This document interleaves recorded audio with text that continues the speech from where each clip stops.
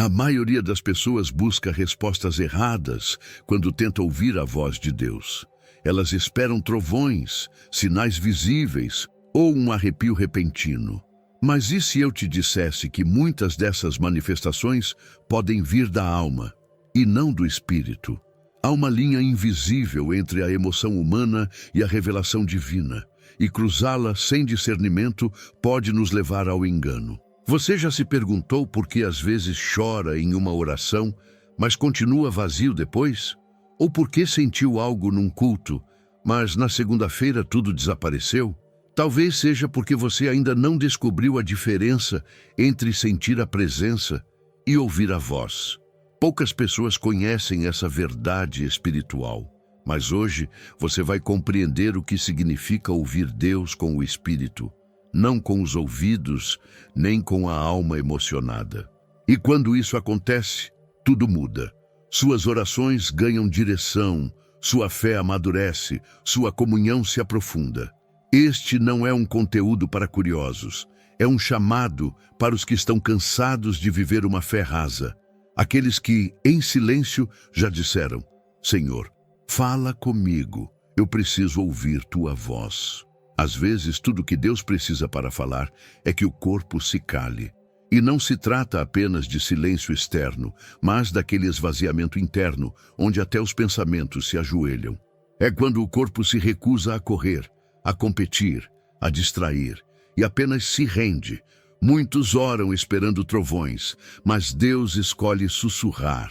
E esse sussurro só é audível quando o corpo deixa de gritar. O profeta Elias o viveu. Fugindo para o deserto, esperava encontrar Deus no terremoto, no fogo, no vento. Mas o Senhor veio em uma brisa suave. 1 Reis 19, 11, 12. É nesse estado de pausa, de absoluto esvaziamento, que o espírito começa a perceber o que os ouvidos naturais jamais ouviriam. Quando o corpo entra em descanso, o céu encontra espaço para descer, e ali, no silêncio, a revelação se move. Muitas pessoas querem ouvir a voz de Deus enquanto dirigem no trânsito caótico, com o celular vibrando e o coração acelerado. Mas o espírito não compete com a pressa, ele espera. E quando encontra um corpo que se prostra, uma mente que se aquieta, ali ele habita. Não é sobre merecer, é sobre cessar. Cessar para que ele comece. Há quem só consiga dormir com barulho. Barulho na mente, na TV, nos fones, porque tem medo do silêncio. Mas o silêncio é santo. Ele nos confronta, sim, mas também nos cura. É no silêncio do corpo que a alma revela suas feridas escondidas. E o Espírito de Deus começa a tratar cada uma como o oleiro moldando o barro. Imagine o corpo como uma porta. Enquanto ela está entreaberta, entram vozes, distrações, vontades.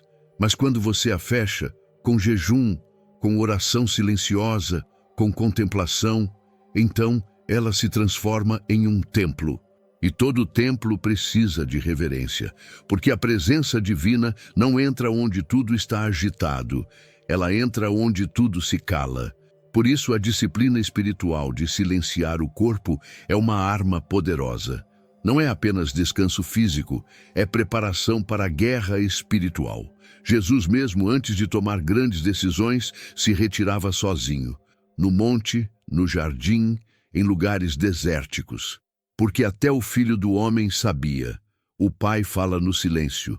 Um exemplo prático. Ao invés de começar o dia com notificações e notícias, comece com 5 minutos de silêncio. Sente-se, feche os olhos, diga apenas: fala, Senhor, teu servo está ouvindo. E espere. Pode ser que nada aconteça nos primeiros dias, mas o céu sempre responde à constância. O corpo aprende, com o tempo, a ficar quieto. E quando esse aprendizado se instala, você descobre que o silêncio do corpo não é ausência, é presença. O mundo exterior se cala e o mundo de dentro se abre. E então você percebe algo extraordinário. O que parecia vazio era Deus preparando espaço. E esse espaço, aos poucos, será preenchido, mas não pela alma, e sim por algo muito mais profundo. Você já se sentiu perdido, desconectado de quem realmente é? E sem saber qual o plano de Deus para a sua vida? A verdade é que você não está aqui por acaso. Deus tem um propósito para você, e eu quero te ajudar a descobri-lo. Por isso, criei 3 e-books que vão transformar sua jornada com Deus. Clique no link no comentário fixado e comece sua transformação agora. A alma é uma artista dramática. Sabe chorar, gritar, suspirar e muitas vezes tenta imitar a voz do espírito. O problema é que ela é volátil. Um dia sente Deus, no outro duvida que ele exista. E se alguém não aprende a distinguir entre alma e espírito, corre o risco de seguir uma emoção, achando que é uma direção divina. Nem todo arrepio é unção, nem toda paz é resposta. A Bíblia já alertava. Enganoso é o coração, mais do que todas as coisas. Jeremias 17:9. E o coração aqui representa o centro da alma, onde moram desejos, lembranças, traumas, medos. É possível sentir alívio e chamar isso de confirmação, ou ficar emocionado com uma música e achar que foi Deus quem falou. A alma tem boa voz, mas o espírito tem autoridade. Quantas vezes alguém, ao ouvir um louvor, chora copiosamente e diz: Deus me tocou. Pode ser, mas também pode ser apenas uma memória, uma saudade, uma dor antiga. A alma se emociona com facilidade. O espírito, porém, produz convicção, mesmo quando não há emoção alguma. Sentir é humano, discernir é espiritual. Pense numa mãe preocupada com seu filho. Ela ora e de repente sente um calor no peito. É Deus me dizendo que vai dar tudo certo, pensa.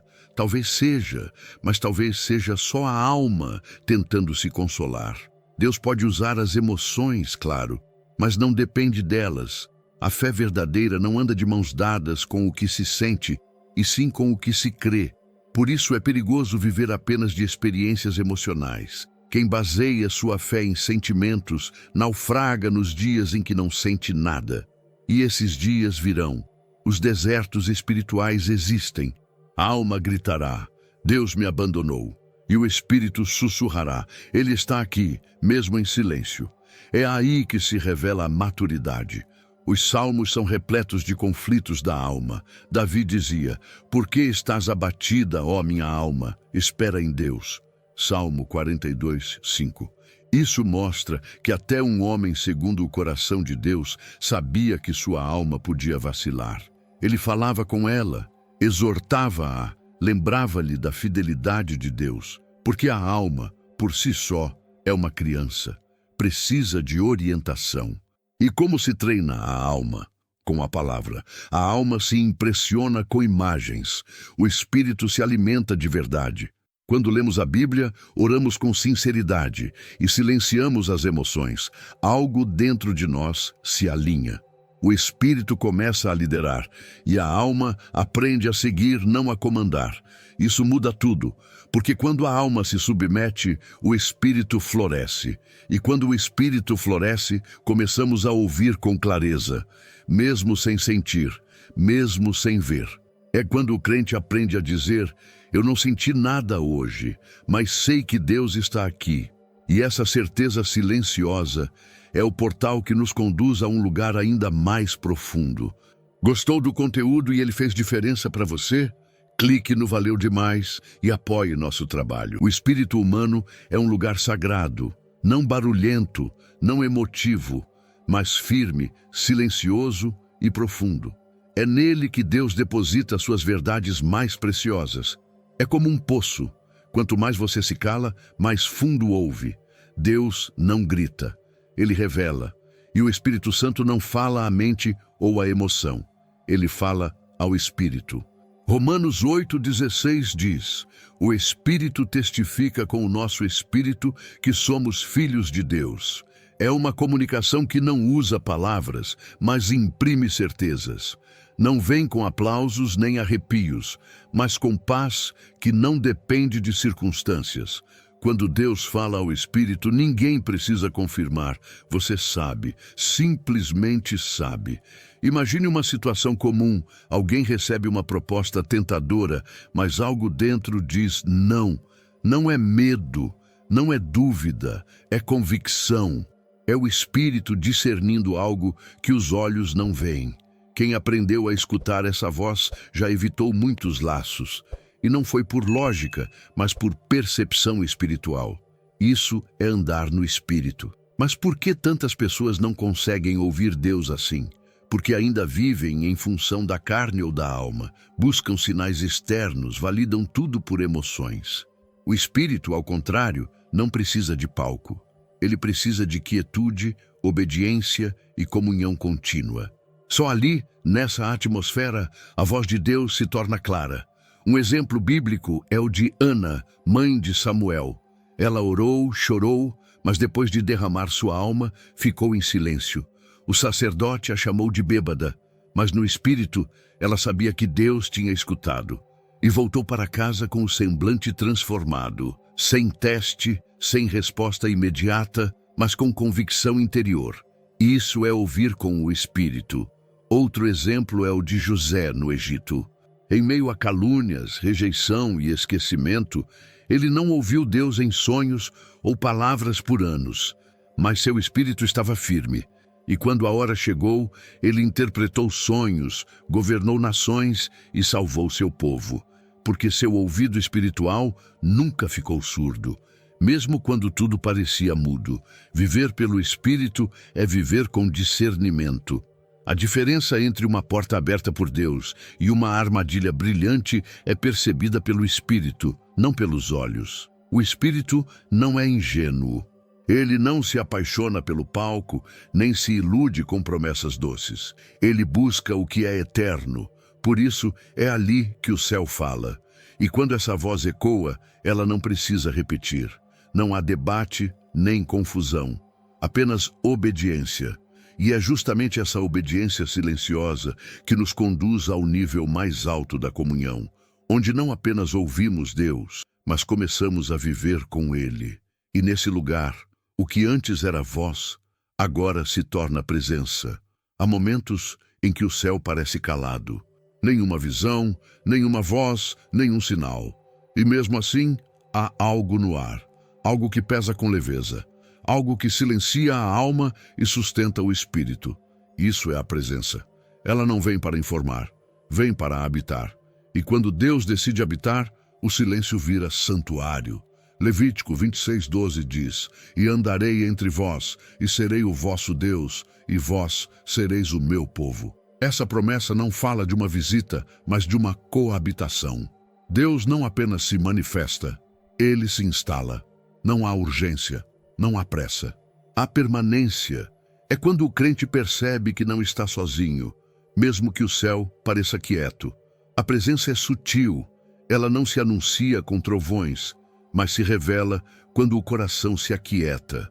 Uma mãe lavando louça e, de repente, sente uma paz que não consegue explicar. Um homem no ônibus, olhando pela janela, e seu peito se enche de lágrimas, sem motivo aparente. Isso é Deus dizendo: estou aqui, mesmo sem dizer nada. Quando Deus habita, a fé muda de natureza. Ela não se baseia mais em palavras ou promessas futuras, mas em uma realidade contínua. A alma para de buscar sinais. O espírito deixa de exigir direção, porque já não se trata de saber para onde ir. Se trata de quem está ao seu lado no caminho. E isso basta. Davi sabia disso. Por isso escreveu: Ainda que eu ande pelo vale da sombra da morte, não temerei mal algum, porque tu estás comigo. Salmo 23:4. Ele não diz: porque me falas, ou porque me guias com tua voz, mas porque estás comigo. A presença é consolo que não precisa de explicação, mas há um risco aqui: querer substituir a voz por sensação.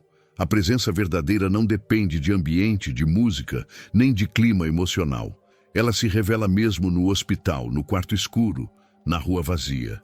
E quando é genuína, traz reverência. Você sente que precisa tirar as sandálias, porque sabe que está pisando em terra santa. Quem experimenta essa presença não volta a ser o mesmo, porque ela molda a alma em silêncio. Ela corrige sem palavras, conforta sem toque, transforma sem alarde. É o tipo de experiência que não se conta, se vive, e quem vive nunca mais duvida, porque Deus pode até se calar, mas quando decide habitar, toda ausência vira plenitude. E é aí que algo profundo acontece. Você para de buscar uma experiência e começa a viver uma comunhão. Não é mais sobre sentir algo, é sobre estar com alguém. E nesse lugar sagrado nasce o maior risco e também a maior revelação. A fé moderna muitas vezes tem sede de espetáculo, e com isso cresce o perigo de confundir fogo com fumaça. Emoções intensas são interpretadas como revelações divinas. Um louvor que arrepia é tomado como profecia. Um choro profundo é considerado sinal da presença de Deus. Mas será mesmo? Nem todo calor no peito é chama do Espírito. Mateus 7:21 é uma advertência séria. Nem todo o que me diz, Senhor, Senhor, entrará no reino dos céus. Isso quer dizer que nem toda experiência espiritual é fruto da obediência. Há quem tenha dons, visões, até milagres, mas vive distante da vontade de Deus. A emoção sem rendição é um fogo que aquece por fora, mas não ilumina por dentro. Há quem frequente cultos e viva atrás do sentir. Quando sente, crê. Quando não sente, se desespera. Essa fé oscilante é perigosa. Deus não nos chamou para andar por sentimentos, mas por fé fundamentada na verdade. E essa fé é construída no secreto, não no espetáculo. Emoção é boa serva, mas péssima senhora. Considere Pedro no Monte da Transfiguração.